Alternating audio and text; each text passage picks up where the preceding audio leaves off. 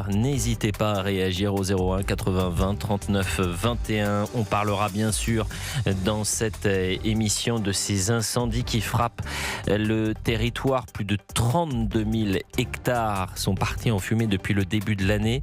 C'est inédit de par son ampleur et sa rapidité surtout.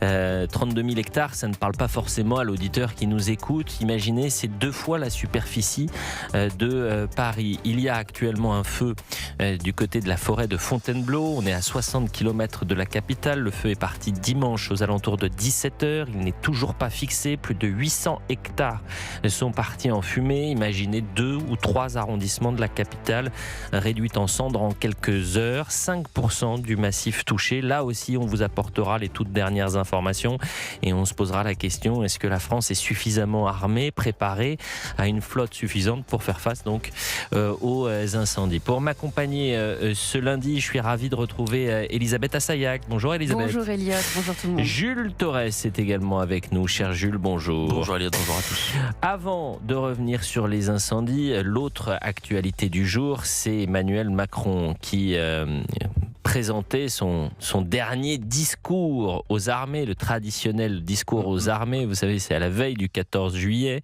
C'est le dernier avant qu'il ne quitte l'Élysée et c'est peut-être l'un des plus importants parce que souvent, ses détracteurs ont pu dire que Emmanuel Macron avait un discours va-t-en-guerre. Est-ce que, en l'écoutant dans quelques instants, vous allez vous dire, il plonge un peu plus, il pousse un peu plus la France dans ce discours va-t-en-guerre, belliciste pour ne pas dire belliqueux, ou alors justement Emmanuel Macron est conscient des dangers dans les prochaines années et que la France a besoin de se réarmer. En ayant écouté Emmanuel Macron, j'ai plus l'impression qu'il parlait en européen, pour ne pas dire en européiste, qu'en chef des armées de la France. Il faut rappeler que c'est une compétence nationale et c'est une souveraineté nationale. C'est peut-être la seule souveraineté et puissance qui nous reste en quelque sorte. Gérard Longuet, ancien ministre de la Défense, est avec nous. Bonjour Monsieur le ministre.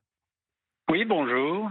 Avant de vous donner la parole, je voudrais qu'on écoute Emmanuel Macron qui a parlé de la liberté et du droit et au prix du sang. C'est-à-dire qu'il dit les Français sont prêts, la France est prête à défendre le droit et la liberté jusqu'au prix du sang. Écoutez.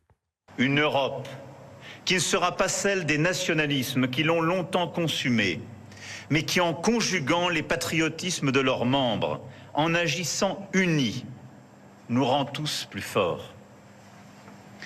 Le message que nous envoyons au monde est le suivant. Oui, la paix est notre but. Oui, nous chérissons la liberté et le droit. Et oui, nous nous tenons prêts à combattre pour les défendre, toujours. Et au prix du sang, s'il le faut. Au prix du sang, s'il le faut. Comment vous réagissez après la déclaration du président de la République, Gérard Longuet? Je rappelle que vous êtes ancien ministre de la Défense. Bon, il y a deux leçons qui sont assez différentes. La première, c'est qu'en effet, souhaiter que tous les pays européens s'organisent pour se défendre solidairement et ne comptent plus sur le voisin d'outre-Atlantique, les États-Unis, pour prendre en charge leur protection. Ça, c'est une certitude. Et de ce point de vue, je la partage, même si je constate que nous n'avons pas pour autant réglé les différences qui nous distinguent de nos grands voisins, les Allemands, les pays baltes, la Pologne, par exemple, et nous-mêmes. Et puis alors, la deuxième observation, Emmanuel Macron parle bien, chacun le sait. Il aime, je crois qu'il a un certain plaisir à s'écouter. Et dire que nous allons nous défendre au prix du sang, c'est le lot de notre armée de métier qui combat chaque jour et qui a enregistré, hélas, d'opération après terrain d'opération, des blessures. Je l'ai vu moi-même en Afghanistan en particulier. Donc, nous rappeler, veut-il nous dire autre chose? Veut-il nous dire que le sang, c'est pas simplement pour l'armée de métier, c'est pour tous les Français. Il ne le clarifie pas. Et moi, personnellement, lorsque je l'entends parler de défense, je souhaiterais qu'on ait les moyens financiers, budgétaires de cette défense et qu'on ait aussi une présence de l'armée dans la nation qui facilite son recrutement et la mobilisation d'une armée qui est une armée de volontaires, il faut le préciser. Et au fond, ce que le président Macron ne nous dit pas, c'est il évoque le sacrifice du sang sans préciser qui est concerné, article 1. Et article 2, si on se contentait simplement, nous, Français, de travailler autant que les Européens tout au long de notre vie, on pourrait sans doute financer cet effort de défense, ce n'est pas encore le cas. Mais monsieur le ministre, d'ailleurs, dans ce discours, on l'a vu, se féliciter du doublement du budget de l'armée sur cette décennie où Emmanuel Macron était le chef de l'État et donc le chef des armées. Il ne mentionne pas ses premiers mois à l'Élysée, qui commence avec un tournant à la tête des armées, puisque le général de Villiers, en commission, donc sous serment, va alerter en disant « Attention, on est en train d'imaginer une réduction du budget des armées. Or, nous rentrons dans une ère où il faut au contraire se réarmer, devenir plus fort pour être souverain. » Et ça, c'est ce moment de l'histoire, il l'oublie, surtout qu'il n'a pas supporté cette séquence-là, à tel point que le général de Villiers a dû quitter ses fonctions quelques jours après cette déclaration. Et je me souviens que son premier discours aux armées, il y a cette formule d'Emmanuel Macron qui dit « Je suis votre chef », en rappelant qu'il était le chef des armées. Oui, moi j'ai beaucoup d'estime pour le général Pierre de Villiers et qui a fait son devoir de chef d'état-major des armées, qui était de rappeler à la représentation parlementaire que la vie n'était pas un long fleuve tranquille et qu'il fallait avoir les moyens de se défendre. Soyons honnêtes, après cette réaction d'humeur excessive, le président a engagé les budgets successifs sous son autorité lorsqu'il l'a pu, jusqu'en 22 en tous les cas, avec un effort qui n'est un effort, je ne le conteste pas, on est arrivé à 2,5%. C'est factuel, vous avez raison. J'arrive à 2,5% du PIB. Il se propose de passer en 2030 à 3,5%. Je crois que ni son Premier ministre ni le Parlement ne lui en donneront les moyens, parce que annoncer des dépenses, c'est bien, encore faut-il pouvoir équilibrer le budget de l'État, ce qui est une autre contrainte qui pèse. Et quand je dis équilibrer le budget de l'État, limiter le déficit, ce qui manifestement aujourd'hui est à peu près impossible. Je pense que le président Macron aurait plus d'autorité si son Premier ministre n'avait pas été obligé de concéder au Parti socialiste l'abandon de la réforme du régime de retraite qui permettait de dégager une meilleure solution pour notre équilibre budgétaire. Gérard Longuet est avec nous, ancien ministre de la Défense. Je vous propose d'écouter également Emmanuel Macron, où là, et c'est la forme, mais également le fond que je vais vous soumettre, parce que il est rare que Emmanuel Macron s'emporte, quoique. Et là, on a l'impression que lorsqu'il va parler, il va faire une différence entre le patriotisme et le nationalisme, et il va peut-être pas perdre ses nerfs, faut pas exagérer, mais tout de même, on l'a senti parfois plus serein. Partout où on flatte les nationalismes, en France ou ailleurs, on se trompe sur l'histoire qui est la nôtre. Le patriotisme, oui, le nationalisme, jamais. Et au moment où l'Europe se réarme, penser qu'accumuler chacun séparément des capacités et le sens de l'histoire, c'est une absurdité. Nous devons bâtir en Européens et garder nos spécificités propres, nos modes de décision, nos forces d'intervention, notre crédibilité. Mais ne faisons pas bégayer l'histoire.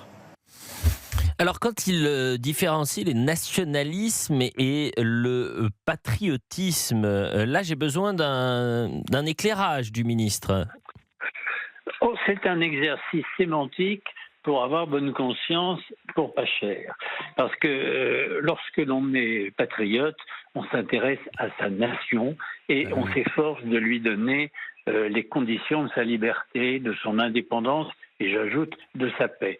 Et la meilleure façon de vivre en paix, c'est de commencer par respecter les autres et en entendant soi-même être respecté. Or, là, je crois que le président Macron épouse une posture qui n'apporte rien au débat. Nous savons parfaitement depuis 1814, depuis l'abdication de Napoléon Ier, que nous n'avons jamais envahi aucun pays en Europe. À ma connaissance, ce sont bien les Prussiens qui nous ont envahis en août 14.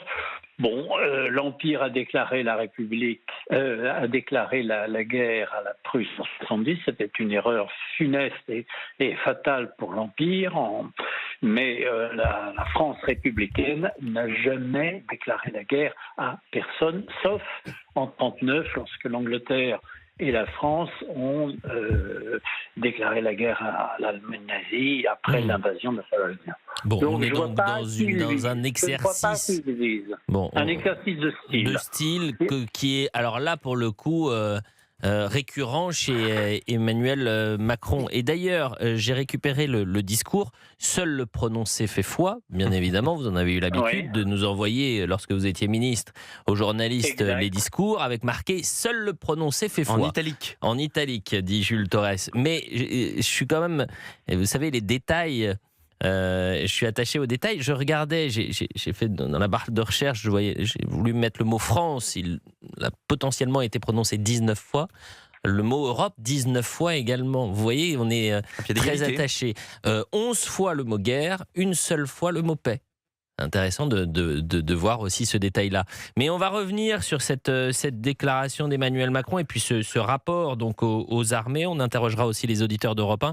Merci Gérard Longuet, ministre de la Défense, ancien ministre de la Défense, d'avoir réagi et de nous avoir apporté votre éclairage sur ce discours aux armées. Dernier discours. Je vous remercie d'avoir l'occasion de donner des convictions. Eh ben, revenez quand vous voulez. Et on le défend et on lui donne les moyens de son indépendance quand on est un vrai patriote. C'est-à-dire qu'on ne le rend pas dépendant de ses créanciers. Je me demande si c'est pas un discours un peu nationaliste que vous avez là, monsieur Longuet. Il est clairement, si vous voulez, la nation française. La nation française est notre bien commun et il faut le préserver. Eh bien, merci Gérard Longuet. Il est 16h16, on revient dans un instant. Est-ce que la nation, c'est un grand mot? Déjà, la patrie ne l'est pas. On peut être patriote. Je pensais que ça faisait partie de l'international réactionnaire d'Emmanuel Macron. L'européisme aussi existe. Est-ce que la nation est un gros mot? On se posera la question dans un instant sur Europe 1. Reste avec nous. Si vous nous rejoignez, nous étions en train de parler juste avant cette courte pause d'Emmanuel Macron. Le patriotisme, oui. Le nationalisme, jamais. Voilà l'une des formules qu'il faudra retenir de son dernier discours aux armées ce lundi à Paris. Le chef de l'État a mis en avant ses engagements tenus et s'est dressé contre la tentation du repli nationaliste. Alors, est-ce que c'était un message adressé, par exemple, à Marine Le Pen? Je pose la question à Jules Torres. Ah oui, c'est directement adressé, vous pensez à Marine Le Pen, par exemple? Je pense que c'est cette mauvaise phrase d'Emmanuel Macron qui est en réalité inspirée de Romain Gary. Vous savez, la fameuse phrase de Romain Gary, le patriotisme, c'est l'amour des siens, le nationalisme, c'est la haine des autres. Donc là, je pense qu'Emmanuel Macron a voulu faire un petit peu la même chose et je pense en effet que c'est une attaque assez frontale puisque vous l'avez dit, c'est son 10e discours aux armées. L'année prochaine, il ne sera pas là. La favorite de l'élection présidentielle, désormais candidate, Marine Le Pen, eh bien, est la grande favorite de cette élection et forcément, j'y vois un message aux forces armées pour dire que le nationalisme est quelque chose de dangereux. En tout cas, c'est ce qu'Emmanuel Macron croit et que le patriotisme est bon. Moi, je pense au contraire que le nationalisme, oui, que le patriotisme, oui, mais que l'européisme, non. Et c'est-à-dire qu'Emmanuel Macron, même si, c'est vrai, on peut le dire, il a doublé le budget des armées depuis 2017, même s'il se garde bien de dire ce qu'il y a eu les premiers mois, et vous l'avez justement rappelé, Elliot, cette passe d'armes avec Pierre de Villiers qui a amené à la démission du chef d'état-major des armées pour une histoire de 250 millions d'euros, parce que c'est quand même de ça qu'on parle. Pierre de Villiers est parti parce que Emmanuel Macron demandait aux armées une baisse et une coupe de 250 millions d'euros pour ensuite passer le budget des armées de 27 à 58 milliards en 9 ans. Donc c'est pour ça qu'on ne comprend pas cette genèse. Et puis ensuite, le grand projet d'Emmanuel Macron, on sait, c'est un projet fédéraliste, un projet de souveraineté européenne. Mais je pense qu'il y a bon nombre de personnes au sein des armées, peut-être pas dans les généraux, peut-être pas dans les personnes qui dirigent, mais en tout cas parmi les militaires qui ne croient pas à ces sujets de souveraineté européenne, parce que s'il y a bien une chose qui relève de notre souveraineté nationale, s'il y a bien une chose qui relève du patriotisme et du nationalisme, c'est bien l'armée, c'est bien la dissuasion nucléaire et c'est bien le sacrifice militaire. Donc je pense qu'Emmanuel Macron n'a fait que de la politique dans ce discours-là et que c'était certainement pas un discours aux armées. Selon le dictionnaire Larousse, le nationalisme, qu'est-ce que c'est ? C'est un mouvement politique d'individus qui prennent conscience de former une communauté nationale en raison des liens, la culture, la langue, qui les unissent et qui peuvent vouloir se doter d'un État souverain. Voilà. Jusque-là, je pense que 99% des Français, selon Larousse, sont fédéralistes. La question est évidemment aux auditeurs d'Europe 1 au 01 80 20 39 21. Elisabeth Assayag, qu'est-ce que vous retenez de ce discours aux armées d'Emmanuel Macron ? Je trouve ça dommage qu'il oppose, comme disait Jules, le patriotisme avec le nationalisme, parce qu'on fait tous, on pense tous à cette fameuse phrase de Romain Gary. Et finalement, si on pense aux Français, ça sous-estime, ça ne rend plus légitime l'aspiration des Français à une protection identitaire, à des frontières strictes. Et finalement, il assimile, quand il fait cette opposition, il assimile indûment, sans raison, ce désir de protection nationale à un nationalisme agressif. Donc je trouve ça dommage, on peut être plus nuancé. Théorie politique qui affirme la prédominance de l'intérêt national par rapport aux intérêts des classes et des groupes qui constituent la nation ou par rapport aux autres nations de la communauté internationale. C'est aussi l'autre définition. Mais alors, certains pourraient lui répondre, le patriotisme oui, l'européisme jamais, parce que au nom de la souveraineté européenne, de l'intérêt selon lui, de l'Europe. Des milliards vont être dépensés, parfois sur des causes, bien que des Français ne jugeraient pas forcément prioritaires. Et ces milliards-là, ils n'iront pas à la santé, ils n'iront pas à l'éducation, ils n'iront pas à la sécurité intérieure, ils n'iront pas aux agriculteurs. Et c'est pour ça que c'est assez intéressant de voir dans ce dernier discours un enjeu politique. 16h23, on va prendre une première réaction avec Caroline. Bonjour Caroline. Oui, bonjour Agnès. Bonjour, comment allez-vous, chère Caroline ?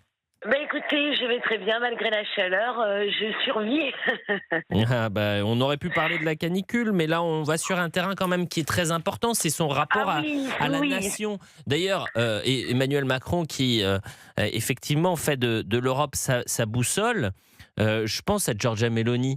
Qui est profondément nationaliste et patriote et qui l'assume pleinement. Et même un peu européenne. Et même un peu atlantiste. Et en même temps, européenne et atlantiste, on peut être un peu détroit avec une échelle de priorité. Vous retenez quoi de ce discours aux armées, Caroline ? Je pense que c'est surtout beaucoup de com et un peu de bad buzz et comme vous l'avez dit, un petit acte au Rassemblement National. Moi, je pense qu'on peut être un peu des trois. Pourtant, je suis normande, j'aurais pu dire un peu des deux, mais je vais vous dire un peu des trois. Je pense que Giorgia Meloni, elle a réussi à faire que beaucoup de Français voudraient déjà l'union des droites, dealer un peu avec Donald Trump dans certaines occasions. Et en même temps, protéger son pays, vous voyez. Donc, elle a réussi un peu à faire les trois, enfin, c'est mes convictions personnelles. Mais je pense que M. Macron, là, avec tout ça, il veut continuer à exister en tant que chef des armées. Mais on sait très bien que son poids n'est plus très crédible. Et pourtant, ce soir, il va réunir... Il ne s'adresse pas aux armées à travers ce discours. Il s'adresse à qui, Elisabeth, selon vous ? Moi, si on rentre dans le détail, on voit les sous-titres, il ne s'adresse pas forcément aux armées. Vous voulez dire qu'il fait de la politique, il s'adresse aux Français. À travers ce prisme-là.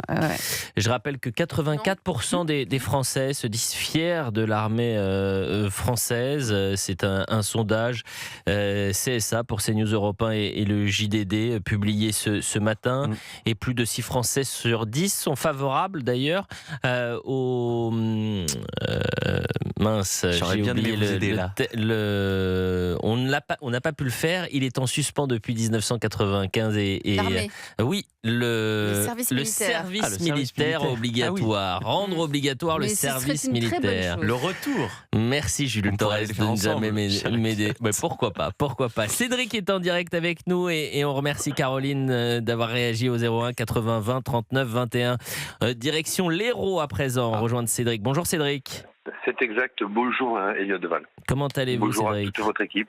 Bonjour. Ça va, ça va. Chaudement vous aussi? Mais ça va pas parce que le 14 juillet est notre fête nationale à nous, c'est pas la fête de l'Ukraine. Donc je trouve que c'est militairement parlant, c'est pas bon. Ça prouve une seule chose, c'est que on est une coalition avec l'Ukraine et ça peut être très mal perçu par la Russie, chose que M. Macron bien sûr a envie de faire, mais tout ce qu'il a fait, il l'a mal fait. Donc une fois de plus, ça changera pas grand-chose. Moi, je pars du principe, c'est notre fête nationale. C'est la révolution, c'est la prise de la Bastille. Elle était où l'Ukraine? Elle a jamais été là, je crois pas. Donc voilà. Moi, ça me met en colère parce que on mélange tout et n'importe quoi. On prône du pro-Kiev et c'est pas bon du tout. C'est pas bon pour notre vision. Déjà qu'on est mal vu sur toute la planète avec le président qu'on a depuis pas 10 ans, mais on va retenir que ça, qu'on a eu un président nul à chier. Mais non, voilà, Cédric. aujourd'hui, je suis désolé, mais Elliot, j'ai dit un gros mot, mais bon, c'est vrai que vous pourriez pu le prononcer autrement. Alors pourquoi vous parlez du défilé du 14 juillet, puisque, et je pense aux auditeurs qui n'ont pas peut-être toutes les informations, vous avez quelques 500 soldats des pays membres de la coalition des volontaires qui défileront en ouverture de la parade militaire. En ouverture, c'est là aussi un symbole, et que 25 militaires ukrainiens défileront également à la suite de ce demi-millier de soldats prêts à fournir des garanties de sécurité à l'Ukraine une fois un cessez-le-feu conclu. Donc effectivement, vous avez cette parade des militaires ukrainiens et des soldats étrangers en ouverture du défilé. Là aussi, peut-être que ça peut heurter certaines sensibilités. Il est 16h28. Merci Cédric de nous avoir appelés. On revient dans quelques instants pour la suite d'Elliot Deval et vous. À tout de suite.